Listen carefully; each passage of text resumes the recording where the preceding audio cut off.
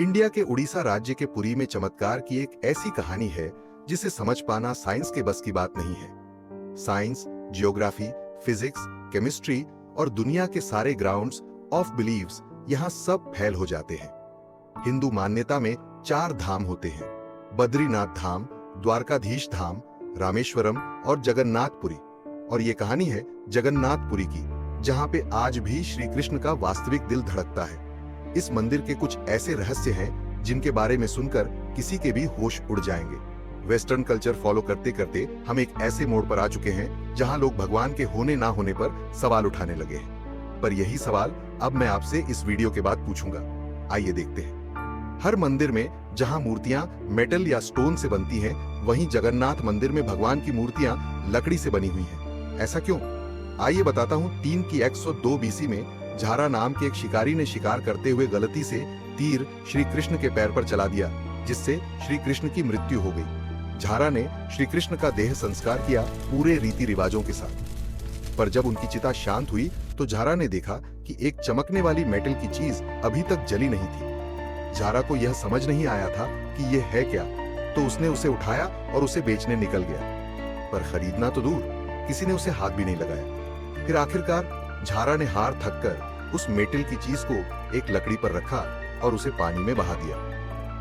गुप्त साम्राज्य के समय अवंती के राजा इंद्रादुम, जो विष्णु जी के बहुत बड़े भक्त थे, उन्हें एक दिन सपने में आकर विष्णु जी ने एक नदी में डुबकी लगाने को कहा और यह भी कहा कि एक लकड़ी के तने में तुम्हें उस नदी में मैं मिलूंगा। इस सपने को देखकर अगले ही दिन राजा डुबकी लगाने चले गए। डुबकी लगाते वक्त राजा को नदी में थोड़ी ही दूर एक लकड़ी का तना भी दिखा। बिना देर किए राजा तने तक पहुंचे और उस तने को महल में ले आए। फिर राजा ने कुछ बहुत नामी काश्तकारों को बुलाया, पर उनमें से कोई भी उस लकड़ी से एक मूर्ति नहीं बना पाया।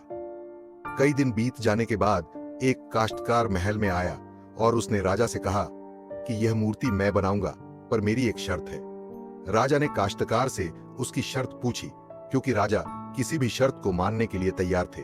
काश्तकार ने कहा कि ये मूर्ति बनाने के लिए मुझे पूरे 21 दिन का समय चाहिए और मैं चाहता हूं कि 21 दिन से पहले ना तो कोई मुझसे बात करे, ना मिले और ना ही मेरे किसी भी काम में विलंब डाले। राजा ने खुशी खुशी ये शर्त मंजूर कर ली। मूर्ति बनाने का काम शुरू हुआ।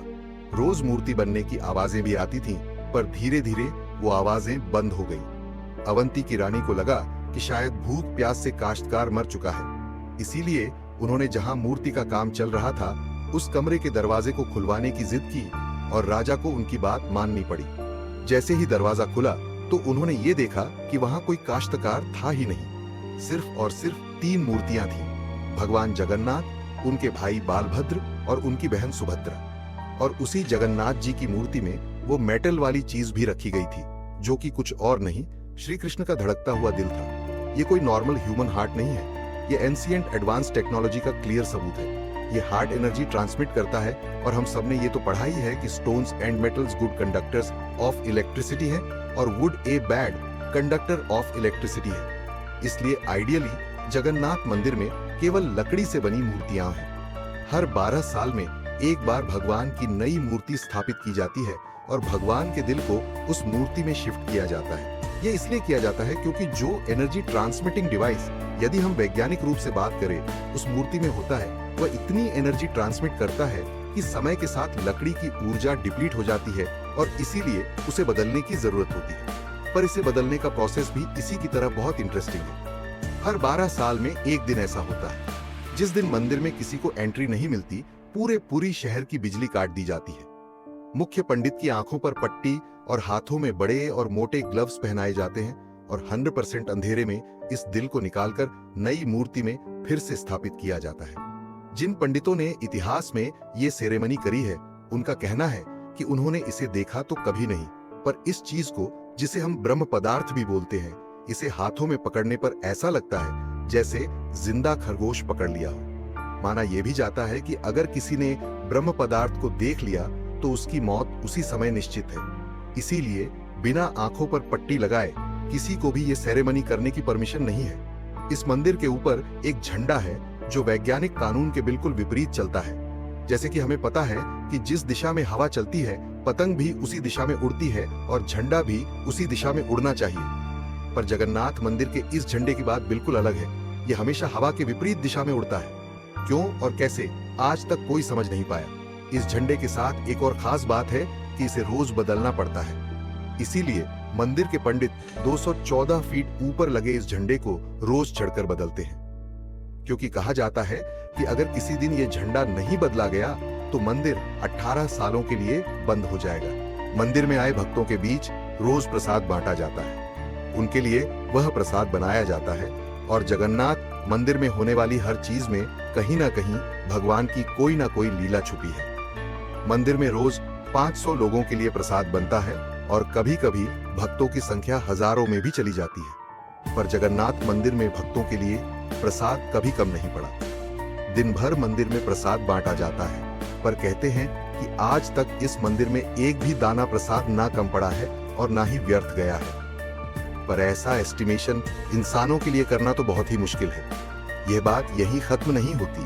प्रसाद बंटने की मिस्ट्री तो है ही, उससे बड़ी मिस्ट्री है प्रसाद बनाने की। लकड़ी की आग पे 7 मिट्टी के बर्तनों को एक के ऊपर एक रखकर प्रसाद बनाया जाता है। साइंस और लॉजिक्स कहते हैं कि सबसे पहले सबसे नीचे वाले बर्तन का प्रसाद पकना चाहिए, पर पुरी के जगन्नाथ मंदिर में साइंस और लॉजिक्स नहीं चलते।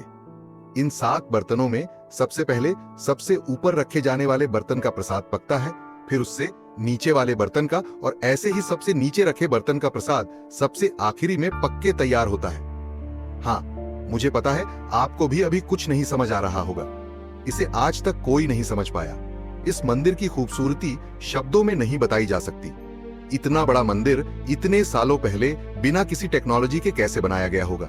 पर क्या आपको पता है कि 214 फीट के इस मंदिर की डोम की परछाई आज तक कभी बनी ही नहीं? अरे, you shocked, you must be, but it is true. Jagannath Puri temple के डोम्स की शैडो बनती ही नहीं है कभी भी, at any time of the day. और हमारी फेवरेट साइंस इस बात का भी लॉजिक नहीं ढूंढ पाई। The mystery is not over here. जैसा कि मैं आपको बताता हूं कि जगन्नाथ मंदिर में एक ऐसा चमत्कार है जिससे संपूर्ण मानवता के लिए सवाल खड़े होते हैं। इस मंदिर में हर साल रथ यात्रा होती है, जिसमें भगवान जगन्नाथ को उनके भाई बहनों के साथ रथ में बैठाया जाता है और पूरे शहर में घुमाया जाता है। लेकिन क्या आपको पता है कि इस रथ यात्रा के दौरान रथ का वजन कैसे बढ़ता और घटता है? यहाँ एक अजीबोगरीब मिस्ट्री है। जब रथ यात्रा होती है तो रथ का वजन ऐसा लगता है जैसे वह हल्का हो जाता है, लेकिन जब रथ यात्रा खत्म होती है तो रथ का वजन अचानक बढ़ जाता है। यह सब देखना और समझना बहुत मुश्किल है। ये सब जगन्नाथ मंदिर की चमत्कारिक शक्तियों के कारण होता है। मंदिर की ये अनसुलझी पहेलियां और रहस्य हमें सोचने पर मजबूर कर देते हैं। क्या यह सब महज एक संयोग है या इसके पीछे कोई गहरी आध्यात्मिकता है? तो अगर आप भी इन रहस्यों के बारे में और जानना चाहते हैं तो हमारे चैनल सनातनी सोल को सब्सक्राइब करना ना भूलें। यहाँ पर हम आपको ऐसे ही चमत्कारों और आध्यात्मिकता से जुड़े रहस्यों के बारे में जानकारी देंगे। और अगर आपको ये वीडियो पसंद आया हो तो कृपया लाइक करें, अपने दोस्तों के साथ शेयर करें और कमेंट करके बताएं कि आप इस वीडियो के बारे में क्या सोचते हैं। आपके विचार हमारे लिए बहुत महत्वपूर्ण हैं।